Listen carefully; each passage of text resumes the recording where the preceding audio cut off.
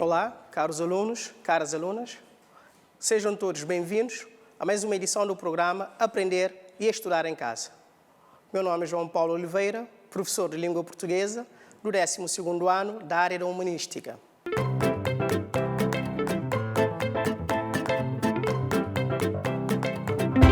Na aula de hoje, nós vamos falar do segundo período da época clássica. E, como tal, o nosso sumário será o seguinte. Primeiro ponto, revisão da aula anterior.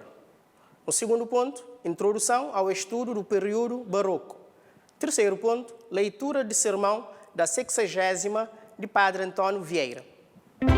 Na aula anterior, tínhamos falado sobre o primeiro período da época clássica, ou seja, o período do classicismo. No período do classicismo, falamos e analisamos a obra poética lírica de Luís de Camões. Luís de Camões, que foi a figura maior do Renascimento português.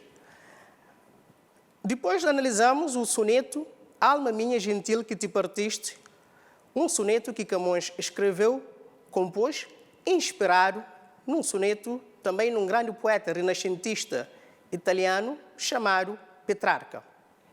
No soneto, Luís Vaz de Camões utilizou a medida nova, ou seja, escreveu usando versos de 10 sílabas métricas, os chamados versos decassílabos.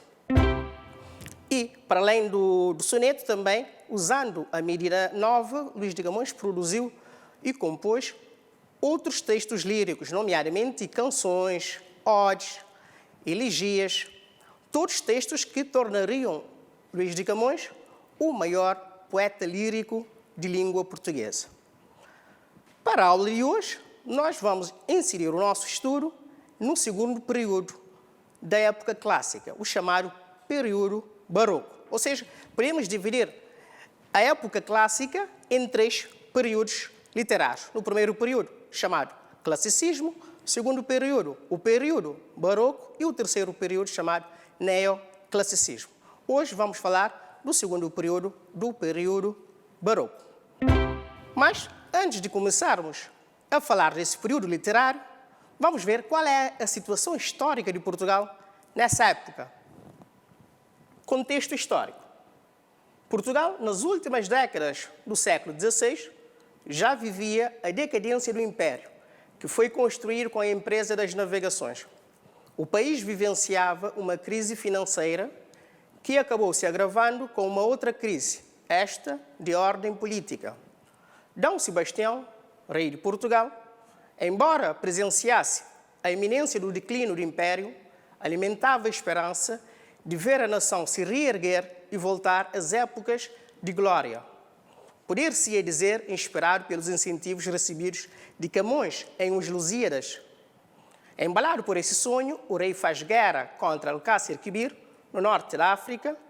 O empreendimento fracassa e D. Sebastião desaparece, o que leva Portugal a uma crise de sucessão na coroa. D. Sebastião morre nesta guerra em Alcácer Quibir e Portugal fica sem rei. Como ele era ainda, na altura do seu desaparecimento físico, um rei jovem, um adolescente, não tinha deixado descendência. O parente mais próximo de D. Sebastião era o rei de Espanha, o monarca Filipe II, que passa a ser também o monarca português. Desta forma, Portugal entra numa fase de desalento e desânimo social. A nível religioso, a Inquisição vai ganhando mais força e começa a perseguir vários cristãos que não, ou porque discordavam, ou porque tinham ideias diferentes das que eram defendidas pela Inquisição e alguns dos religiosos mais dogmáticos. Tudo isso, toda essa situação, levaria a que também muitos nobres e muitos das pessoas mais abastadas dessa época saíssem, emigrassem, deixassem o país numa situação social difícil. Outras consequências sociais também foram, por exemplo, a desestabilização, a desestrutura familiar. E os valores dessa época também acabam por entrar em crise. São algumas das consequências e o estado de Portugal. Enquanto Portugal vivia um momento de crise social e político, a Europa, os países europeus, os principais impérios europeus viviam num momento de desenvolvimento econômico, tecnológico e também científico. E no fator científico, na vertente científica, temos as várias descobertas, nomeadamente as descobertas de Newton, de Kepler, de Galileu, que vão trazendo já, digamos, novidades científicas para esses países da Europa. Depois, a nível ainda de Portugal, o barroco português foi precedido pelo classicismo, a estética literária característica do Renascimento. O classicismo caracterizou-se pela imitação dos modelos da antiguidade clássica grego-latina. Caracterizou-se também pela substituição do pensamento teocêntrico medieval pelo antropocentrismo. Após o classicismo, instaurou-se na Europa uma nova forma de pensar, novos conceitos filosóficos e artísticos. A data de 1580 é adotada como o início do barroco em Portugal. Coincide também com a data da morte de Luís Vaz de Camões. A data que marca o fim do período barroco no país foi o ano de 1756, ano marcado pela fundação da Arcádia Lusitânia, inaugurando a escola Arcadismo. Em Portugal, temos então essas datas a assinalar tanto o início como também o fim do período barroco.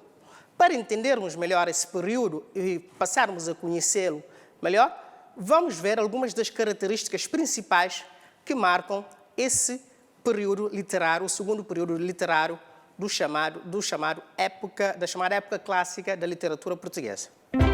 Principais características. A escola se caracterizou principalmente pelo exagero, a dualidade e a religiosidade.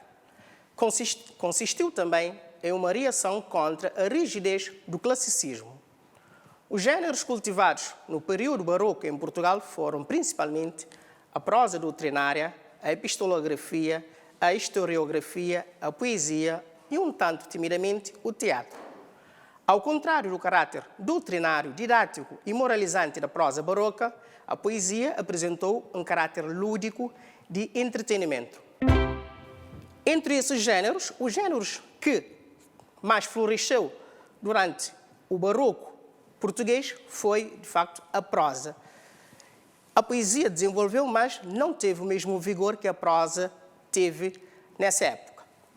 Também é preciso salientar que o barroco português não teve a mesma dimensão que, por exemplo, teria o barroco na literatura e na cultura, tanto de Espanha como também de Itália, países onde o barroco teve um desenvolvimento muito maior e também um alcance literário muito maior do que aconteceu em Portugal. Em Portugal nós vamos encontrar alguns nomes que se destacaram, principalmente na prosa literária, mas não com tanto desenvolvimento como nos países que eu acabei de referir, em Espanha ou também em Itália. Mesmo assim, é preciso salientar obras que marcaram de uma forma muito indelével essa época e também de referir nomes que foram importantes para que também o barroco fosse, em Portugal, uma época não tão grandiosa, mas também genuína, com características próprias deixadas na literatura portuguesa. Principais obras e autores. António Vieira, que escreveu sobretudo sermões, epistolografia, e os sermões foram reunidos em 15 volumes. Para além disso, também escreveu História do Futuro, Esperanças de Portugal. Segunda figura, Dom Francisco Manuel de Melo. Entre as obras de Dom Francisco, podemos destacar obras métricas, Carta de Guia de Casados, Auto do Fidalgo Aprendiz. Uma outra figura, Padre Manuel Bernardes. As suas obras foram reunidas na coletânea Nova Floresta, em 5 volumes de sermões, artigos e ensaios. Também uma outra figura importante, o Francisco Rodrigues Lobo, Entre as obras aqui desse autor destacamos Corte na Aldeia, A Primavera, O Desenganado. Frei Luís de Souza, com História de São Domingos, Vida de Frei Bartolomeu dos Mártires, Anais de Dom João III. E por último destacamos aqui uma figura feminina, Soror Mariana Alcoforado, que escreveu cartas de amor. Essas cartas foram reunidas com esse título, Cartas de Amor. Entre essas figuras, a figura maior é, de facto, a figura do padre Antônio Vieira, que foi o grande prosador e um dos grandes prosadores, considerado mesmo hoje por vários especialistas como sendo o grande prosador da língua portuguesa.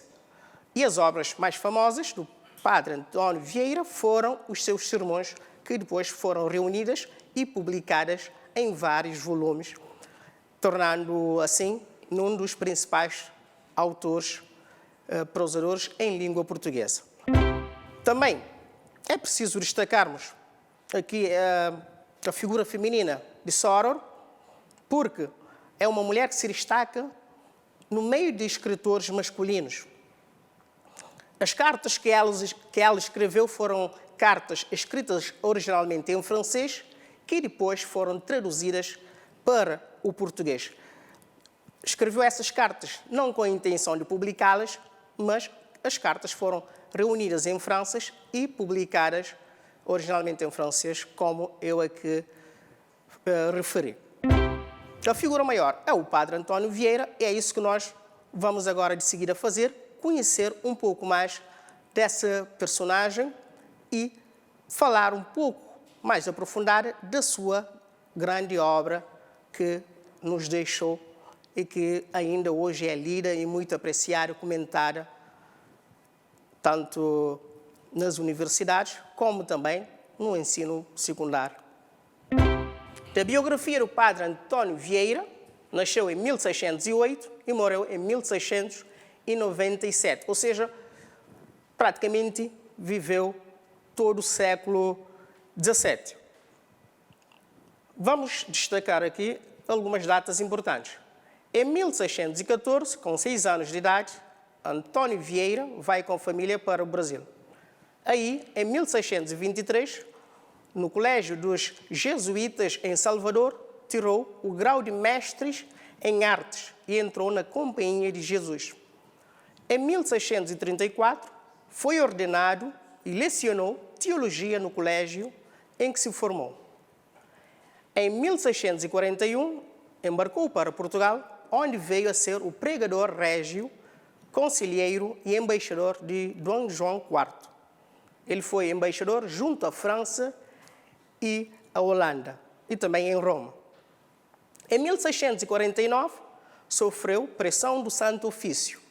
Em 1652, foi transferido para as missões no Maranhão e aí prega e luta em defesa da liberdade dos índios contra os colonos escravocratas.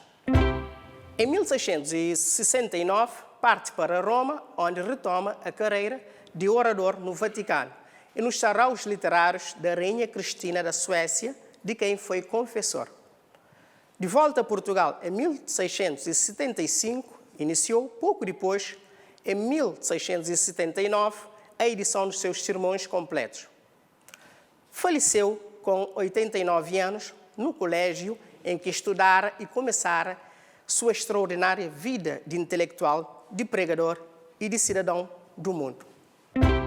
Também gostaria de aqui assinalar uma passagem do padre Antônio Vieira pela cidade de Ribeira Grande de Santiago no ano de 1652, onde fez uma pregação na capela da Ribeira Grande de Santiago.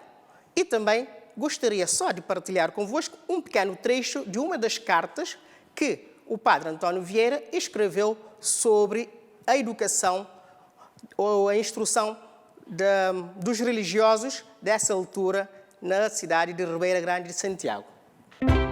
Então, nessa carta, diz ele o seguinte: há aqui clérigos e cônegos, tão negros como as Iviche, mas tão compostos, tão autorizados, tão doutos, tão grandes músicos, tão discretos e bem remunerados, que podem fazer invejas aos que lá vemos nas nossas catedrais. Aqui, para nós, os cabo-verdianos, ficou esse elogio à instrução eclesiástica dessa época.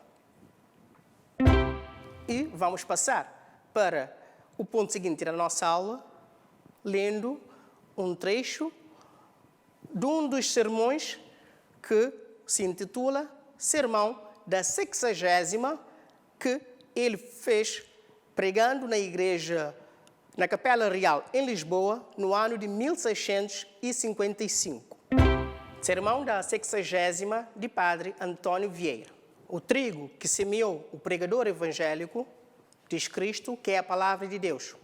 Os espinhos, as pedras, o caminho e a terra boa em que o trigo caiu são os diversos corações dos homens.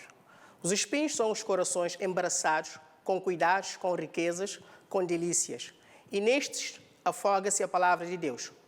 As pedras são os corações duros, obstinados. E nestes seca-se a palavra de Deus. E sinais não cria raízes. Os caminhos são os corações inquietos e perturbados. Com este grande frutificar da palavra de Deus, é o que reparo hoje. E é uma dúvida ou admiração que me traz suspenso e confuso depois que subo ao púlpito.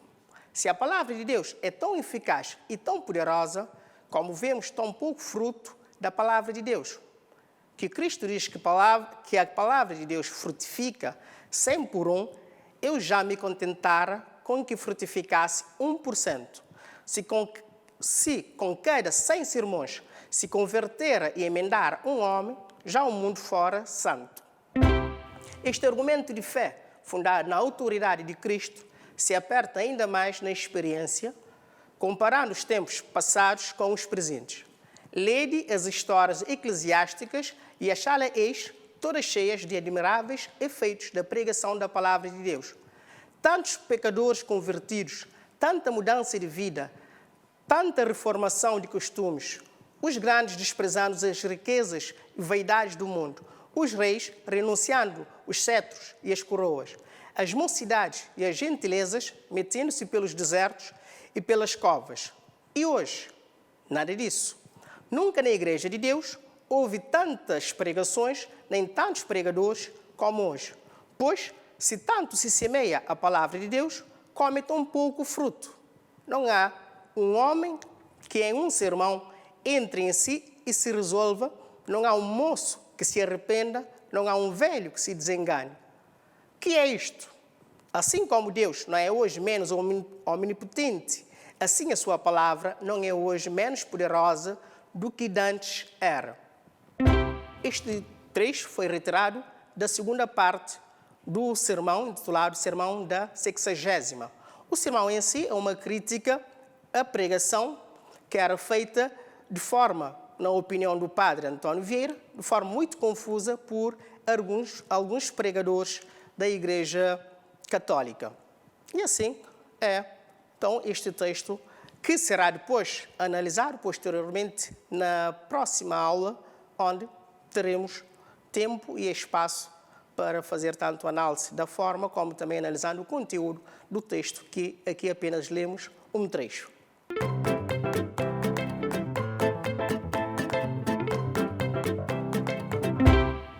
E para finalizarmos, deixo-vos o seguinte trabalho de casa. 1. Pesquise na internet o Sermão da 60ª de Padre Antônio Vieira. 2. Faça sua leitura completa. Pesquisa na internet, encontrará um sermão completo e também façam a leitura. E na próxima aula vamos ler novamente e também fazer análise do sermão.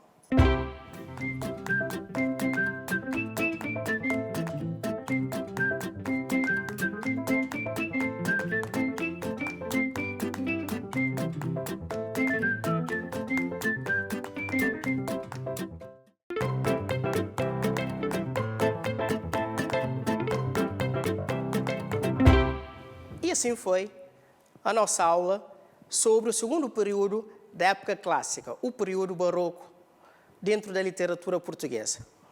Nesse período, falamos dos principais autores e obras, também destacamos as principais características que marcam o período barroco, destacando a figura do Padre António Vieira como sendo o grande prosador do período barroco português.